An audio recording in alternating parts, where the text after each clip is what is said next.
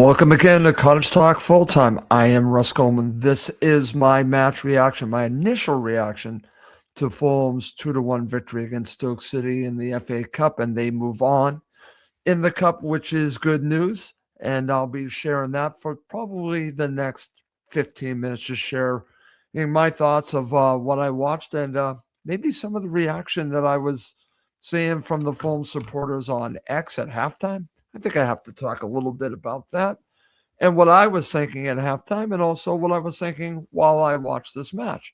So, again, just wanted to do a quick episode. I did take a break. I was thinking I would probably take a break until the lead up to the Sunderland match. I've been doing a show for the entire month of January and was just a little burnt out. Just needed to take a step back from doing the show. And basically, I thought this would be a very good opportunity to get back into it after a Fulham victory and just share my views on what we watched in this FA Cup match, which is a Fulham victory. Yes, actually, it's a Fulham victory, regardless of what people thought before, during, and even after the match. It's a Fulham victory. They did not lose to Stoke City, even though I think some were thinking that that was going to happen. Based on what I watched, I actually didn't think it was going to happen even at halftime. I didn't think it was happening. I'll share that coming up shortly. Like I said, for about the next 15 minutes, I'll just be talking a little bit about the match. And I do want to mention that this episode, the podcast version, is exclusive on the Cottage Talk Patreon page. Please, if you've not become a member, I've kept this really reasonably priced. Please do join us. All the episodes, our podcast will be on there. This will not be on Apple Podcasts. It'll be exclusive on the Cottage Talk Patreon page. You can actually access on your Apple Podcast app. If you become a member, it's easy to enable, or whatever app you use. You can do that if you become a Patreon member. So please do check that out. All right. So let's get to my initial reaction. And in the cup matches, is it really important? Do style points matter? I would say no. It's about surviving and advancing, and that's exactly what you saw today. 10 changes from the lineup. I'll be talking about the starting 11. So you were going to lose some cohesion, players not playing that much together. That was going to happen. That was inevitable. So we did see that. But what I also saw was Fulham's depth really showed up here, because when I looked at the match and I looked at what Marco put out there, and we'll talk about the starting 11, I thought it was solid. I really did. I just said to myself, and even Chukwueze wasn't even involved even on the bench. I'm thinking Fulham really have a good amount of depth now. So based on the play that I watched, overall, I'm happy with what I saw, and there's some really good moments to take out of it. Some performances that I'll be talking about during the show. And if you're watching live, feel free to share who was your man of the match of this match. I certainly would share that. I have some new reading glasses, and if you don't like them, I'm sorry. I do need them to see. So hopefully you like my glasses. I actually like them. So in regards to the first half, I thought Fulham got the sucker punch based on the way that they were playing. It just shows, on the counter, that overall Fulham can be taken advantage of. I actually saw that throughout the match, but what I also saw was the quality. I saw some really good performances, and overall Fulham well deserved this victory. They were dangerous down both hands, on the left and the right. Kevin on one side, Oscar Bob on the right. Thought they were very good and very active, and I thought Fulham were always a threat. But I thought the only way Stoke were going to win this match would be on the counter, which saw them get a goal, or maybe on a set piece, because I thought Fulham were by far the better side. I can't not think that. So, like I said, it's not overall about the performance of the team. It's about surviving, advancing, but there are some good performances to really sink your teeth into. Harrison Reed, Oscar Bob, Kevin, I thought were all standouts. And I'll be talking about that when we get to man of the match. But let's talk about the starting 11. And like I said, when it came out, I actually texted Tony Gold that I thought this was a strong starting 11. Yes, he starts Castagna. Yes, he starts Lecomte. I expected him to start Robinson, and I did expect the pairing of Quake and Diop. I was fine with all of that. But what really excited me, what really got me was to see Oscar Bob on one side, Kevin on the other, and actually Josh King starting in the middle. I'm sorry. I might have pulled the Goldman there. On the left, you had Kevin. On the right, you had Oscar Bob. And in the middle, Josh King as your number 10, Iwobi as your 8, and Reed as your 6. And it worked. Dangerous throughout the match, like I said. And I thought the starting 11, if you look at the bench, you're thinking, this is an extremely strong bench. Even with Samuel Chukwueze not involved, extremely strong. So if Marco needed to change it, he could do that. And he actually did make changes in the second half. But I was fine with this starting 11, and I thought it worked out well. And texted Tony Gold, and he agreed 100% that this was a really good starting 11. I don't want to speak totally for him, but he said 100%. Maybe it was what he was talking about in regards to the depth, because the depth certainly showed itself. So let's get to the first half. And like I said, there's some good moments and there's some obviously not so good moments. There's one very bad moment where Fulham gave up a goal. But let's start from the beginning. And for all those people that hate VAR, that cannot stand VAR, I'm going to tell you right now, I wish there was VAR involved in this round of the Cup, because I think Rodrigo Muniz deserved to win a penalty there for Fulham. I thought this was a penalty, a chart, again, a very bad challenge on him in the box. I thought he was taken down. I thought that was a penalty, but it was not called, and they do not have VAR in this round of the Cup.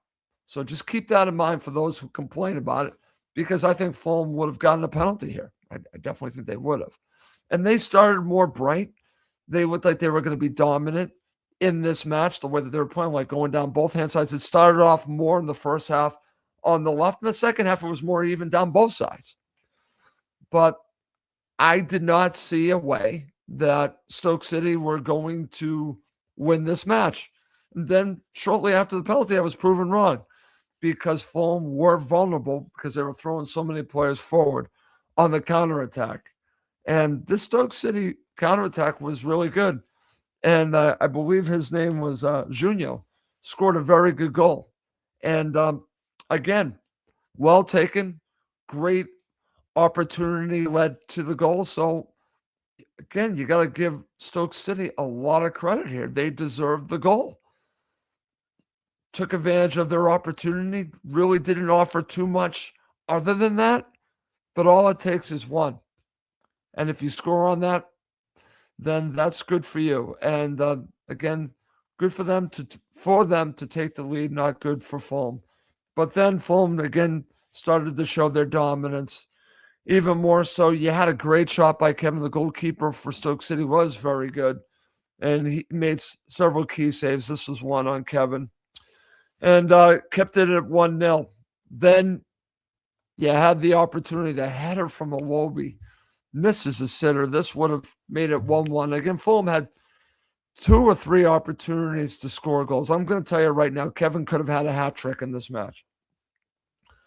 But Iwobi misses this. It should have been 1-1 here. And then to end the half, this was a little demoralizing, but I kept thinking that Fulham would still score and win this game eventually. Kevin was one-on-one with the goalkeeper, and the goalkeeper makes another save. And Fulham go down in the half, down 1-0. And like I said, it was disappointing.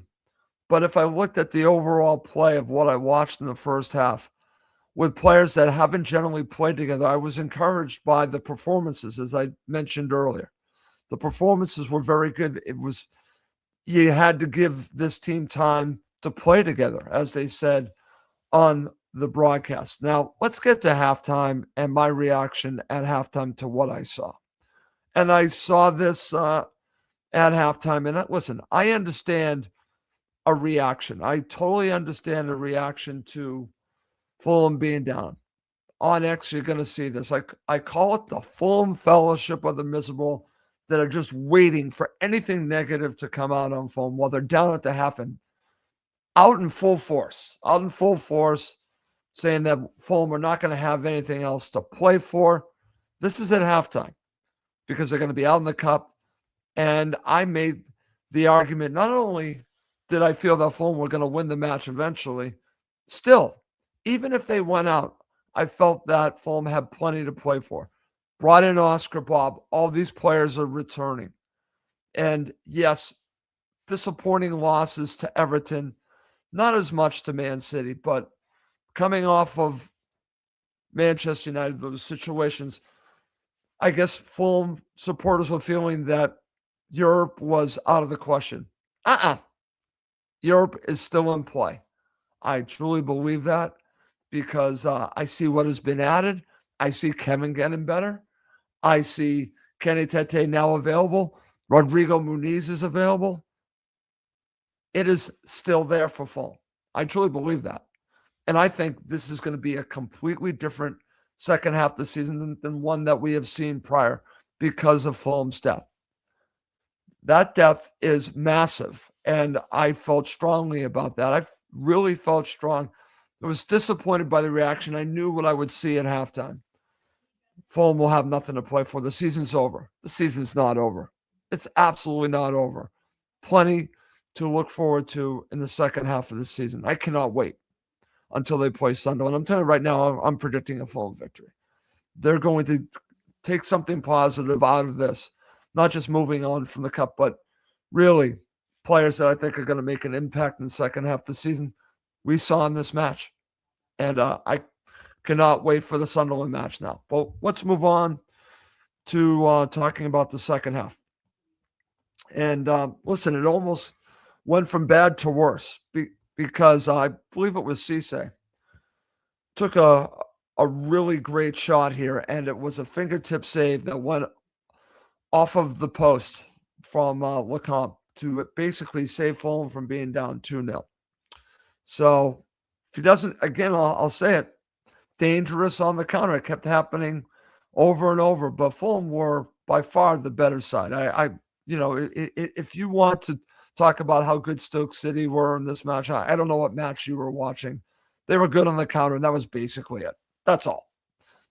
Congratulations, you're good on the counter. That's all I'm going to say about that. But shortly after that, after he makes the massive save in the 55th minute, you have the goal from Kevin. Kevin deserved the goal. Like I said, he probably deserved 3. But he scores the goal to basically he got the equalizer to make it 1-1. And then I'm thinking Fulham are going to go ahead and win this match. Now, it took a while, created more opportunities, substitutions, all this stuff. But it took a mistake from Stoke City late in the match. And say what you want about Harrison Reed. He scored 2 great goals this season. But what's great about Harrison Reed's goal is that he anticipated what was happening in front of him, saw the defender, took the ball away from the defender, beat him to the punch, and then put it in the back of the net. That is a true professional and someone that knows how to read the game. He read the situation, took advantage of not just the goalkeeper, but the defender, and scored a great goal to give Fulham the victory. And I'm going to say it right now, a well-deserved victory. Great goal. And then there are several substitutions. Stoke City had a couple of opportunities, or at least build up play to potentially get the equalizer in stoppage time, but it wasn't to be. It wasn't meant to be. Fulham were the better side. I don't want to hear about Fulham's record at Stoke City, it means nothing to these players or Marco or the players that playing for Stoke City. None of that matters. That's a bunch of crap. Fulham deserve to move on in the cup, and I hope they go on a cup run. I'll say that right now. But, I mean, for me, I'm also excited by the rest of the season. I really am. So let's talk about man of the match. Does it go to Harrison Reed? Oscar Bob played very well. That really excites me.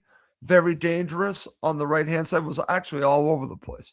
In fact, in the first half, I think he was trying so hard to get his teammates involved that maybe he should have taken a couple shots.